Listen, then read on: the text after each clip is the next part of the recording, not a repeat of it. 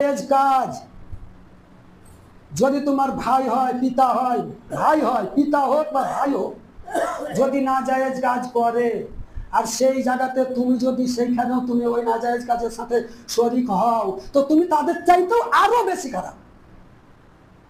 আমরা ভাবছি তাই তো না গেলে কি হবে, যদি তা তোর আত্মীয়তা থাকবে না, তোমার ইমান কোথায়? কোথায় ইমান?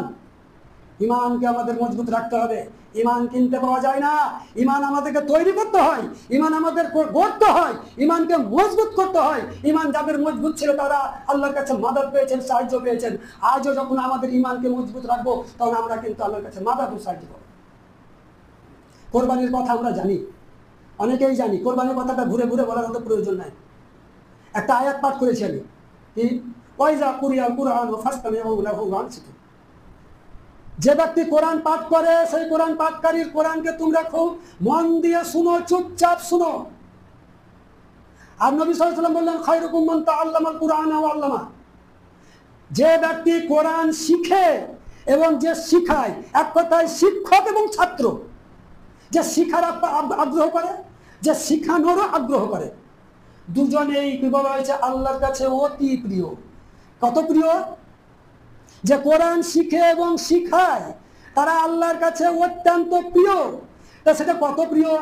সে প্রিয়টার কথা আল্লাহ তাআলা বলেছেন সারা বিশ্ব জগতে যত কিছু মালুমাতা, এক কথায় সাত আসমান ও সাত জমিনের মধ্যে যত কিছু আছে সব চাইতেই সে আমার কাছে প্রিয়, সব থেকে প্রিয়। কে? কোরআন যে পাঠ করে, কোরআন যে শিখায়, কোরআন যে শিখে, কোরআন যে শিখায়, সে হচ্ছে আল্লাহর কাছে এত প্রিয় যে সারা বিশ্ব জগতের সব চাইতে ধনী, সারা বিশ্ব জগতে যা কিছু আছে সব চাইতে সে ধনী। কোরআন, এই হচ্ছে কোরআন। আবার আল্লাহ তাআলা বললেন, নবীজি সাল্লাল্লাহু আলাইহি ওয়াসাল্লাম তার প্রমাণ দিয়েছেন, বলেছেন যে কোরআন যদি কেউ পড়ে, আল্লাহ নবীকে জিজ্ঞেস করলেন, আল্লাহ নবী বললেন যে তোমরা কেউ আল্লাহর সঙ্গে কথা বলতে চাও? কে চাইবে না যে আল্লাহর সাথে কথা বলবো? কে চাইবে না? আল্লাহর সঙ্গে কথা বলতে চাও? নবীজি সাল্লাল্লাহু আলাইহি ওয়াসাল্লাম বললেন যদি আল্লাহর সঙ্গে কথা বলতে চাও তাহলে তোমরা কোরআন পাঠ করো। যে কোরআন পাঠ করছে সে যেন আল্লাহর সাথে কথা বলছে। আর সেই কোরআন থেকে আমরা কত দূরে কেন সরাবে না? আল্লাহর সাথে কথা বলতে কি শয়তান দিবে? শয়তান আমাদের দুশমন না ভালো? শয়তান জান্নাত থেকে দূরে সরাবার দুশমন নাকি? জান্নাত শয়তান আমাদেরকে নামাজ পড়তে দিবে না দিবে না? শয়তান আমাদেরকে মদের দিকে আহ্বান করবে না করবে না? কোন দিকে করবে? নাজায়েজ কাজের দিকেই করবে, ভালো কাজের দিকে করবে না। অতএব যখন আল্লাহ বললেন যে কোরআন পড়া এমন একটা জিনিস যে কোরআন সারা বিশ্ব জগতে যত কিছু আছে সব চাইতে মূল্যবান, আবার বলেছেন কোরআন এমন একটা জিনিস যে কোরআনকে যে পাঠ করছে, কোরআন পড়ছে, সে স্বয়ং আল্লাহর সাথে কথা বলছে। এই কাজটা করতে দিবে শয়তান? আমরা তো শয়তানেরই গোলাম বেনে আছি, আমরা তো শয়তানেরই গোলাম। আমরা কোরআন যখন কেউ পড়ে তার সাথে তাচ্ছিল্য করি, কটাক্ষ করি, আরো ইত্যাদি ইত্যাদি করি। এই মৌলবি আলেম হলে কে কি হলো রে, আর ওই অমুক হয়ে কি হয়েছে রে, আর খালি এরা কোরআনই করে। আমরা তো সেই ইমান আমাদের নাই যে কোরআনকে তুমি অগ্রাধিকার দাও। তোমাকে কেউ বলেনি ডাক্তার হয়েও না, কেউ বলেনি ইঞ্জিনিয়ার হয়েও না, কেউ বলেনি বিজ্ঞান হয়েও না, কেউ বলেনি তুমি আরো ইত্যাদি ইত্যাদি অফিসার হয়েও না। সব হও, কিন্তু কোরআনওয়ালা হও, হাদিসওয়ালা হও, নামাজওয়ালা হও, মদ ছাড়ো, সুদ ছাড়ো, গাঁজা ছাড়ো, গান ছাড়ো, বাজনা ছাড়ো, ইত্যাদি ইত্যাদি, মাগি ছাড়ো, এবং আরো কিছু ইত্যাদি ইত্যাদি খারাপ কাজগুলো ছেড়ে দাও আর ভালো কাজগুলোতে মেতে যাও। সব করো নবীওয়ালা কাজ করে, সব করিও না শয়তানি কাজ করে।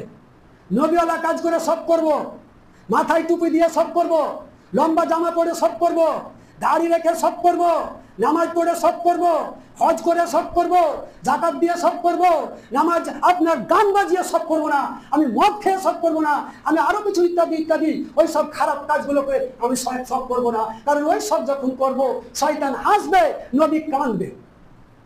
নবী কাঁদলে জান্নাত পাওয়ার আশা রাখা যাবে না। নবী কাঁদলে জান্নাত পাওয়ার আশা করা একেবারে বৃথা হবে। অতএব নবীকে আমরা হাসাবো, নবীর কাজ করে আমরা নিজে শখ করবো। আমার নবী কিভাবে খেলেন, নবী কিভাবে পড়লেন, নবী কি পোশাক পরলেন, নবী কি কথা বললেন, নবী আমাদেরকে কোন পথে হাঁটতে বললেন, নবী আমাদেরকে কোন পথ থেকে নিষেধ করলেন, আমাদেরকে গড়িমসি করে চললে হবে না। সেইভাবে আমাদেরকে নবীজি সাল্লাল্লাহু আলাইহি সাল্লামের পোশাক আশাক ইত্যাদি খোরাক এবং যা কিছু নবীজি বলেছেন সেই পদ্ধতিতে আমাদের চললে তখন নবী হাসবে, শয়তান কাঁদবে, আর আমাদের বেড়া পার হয়ে যাবে। সেদিন আমাদেরকে ইনশাআল্লাহ আল্লাহ তাআলা জান্নাতুল ফেরদাউস নসিব করবেন। আমরা ভাবছি কি নামে মুসলিম থাকবো, যা মনে যাবে তাই করবো, তাল মেরে চলবো। কি সব জায়গায় তাল মারবো, সব জায়গায়। তা নাহলে যে আমাদের কেউ দল থাকবে না। দল করার এটা ইসলাম নয়। ইসলাম হচ্ছে ওইটাই, তুমি ভালো কাজ যদি করে তাহলে তুমি দল নিয়ে থাকো, মন্দ কাজের দলের দরকার নাই।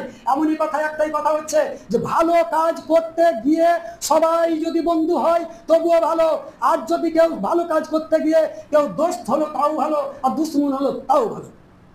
কিন্তু মন্দ কাজ করে সবাই যদি বন্ধু হয়ে যায় সেটা খারাপ। তার জন্য আমার আপনার সকলেরই খারাপ। আমি মন্দ কাজ করবো, তার সাথে গড়ে বসে দেবো, আর সব আমার বন্ধু সেজে থাকবে, তখন কিন্তু আমার উপায় থাকবে না। বন্ধু নেবো না দুনিয়াতে। ভালো কাজ করে যদি বন্ধু হয় তো থাকবো, মন্দ কাজ করে বন্ধু নেবো না। আল্লাহ বন্ধু থাকলেই হলো। আল্লাহ বলছে আমি তোমাদের অভিভাবক, আমি তোমাদের স্বয়ং তোমাদের কাছে আমি আছি, এবং তোমাদের আমি সমস্ত কিছু ঘোরা খোরাক পোশাক সব কিছুর ভার আমি নিয়েছি, তোমাদের দায়িত্ব একটাই দিয়েছি, শুধুমাত্র আমার এই খেয়ে দিয়ে পড়ে আমার কৃতজ্ঞ করা আর আমার নবীজি সাল্লাল্লাহু আলাইহি সাল্লামের এবং আল্লাহর আদেশ ও নিষেধের উপরে চলা, এটাই তোমাদের ইবাদত। এই ইবাদত করে তোমরা সন্তুষ্ট থাকো, তাহলে ইনশাআল্লাহ তোমাদের আমি সব পুরা করে দেবো। আল্লাহ তাআলা আমাদের সকলকে যেন বেশি বেশি করে এই কোরআন ও হাদিসের উপরে লক্ষ্য করার তৌফিক দান করে। প্রতিটি মানুষ আমরা যেন প্রত্যেকে কোরআন শিখি, কোরআনের অক্ষর বুঝি, কোরআন যেন শিখি। কোরআনের অক্ষর বুঝলেও সে পড়াটাতেও নেকি হবে, মানে বুঝলে তো আরো নেকি হবে। কিন্তু মানে বুঝতে পারবো না বলেই একবারে কোরআন পড়বোই না, এ কথাটা যেন না হয়। প্রত্যেকে আমরা কোরআন পড়ার আগ্রহ নিব। কোরআন যেখানে যেভাবে হোক তাদেরকে আমরা কোরআন পড়ার আদেশ করবো এবং কোরআন পড়াবো। আমার ছেলে, আপনার ছেলে, নাতি, পোতা, পতিন ইত্যাদি সকলকে আমরা কোরআন পড়াবো ইনশাআল্লাহ। আল্লাহ তাআলা আমাদের সকলকে যেন এই কোরআনের উপরে অগ্রাধিকার যেন দেওয়ার তৌফিক দান করেন। ওমা আলাইনা ইল্লাল বালাগ। আল্লাহুম্মা সাল্লি আলা মুহাম্মাদি ওয়া আলা আলি মুহাম্মাদ কামা সাল্লাইতা আলা ইব্রাহিম ওয়া আলা আলি ইব্রাহিম ইন্নাকা হামিদুম মাজিদ। আল্লাহুম্মা বারিক আলা মুহাম্মাদি ওয়া আলা আলি মুহাম্মাদ কামা বারাকতা আলা ইব্রাহিম ওয়া আলা আলি ইব্রাহিম ইন্নাকা হামিদুম মাজিদ।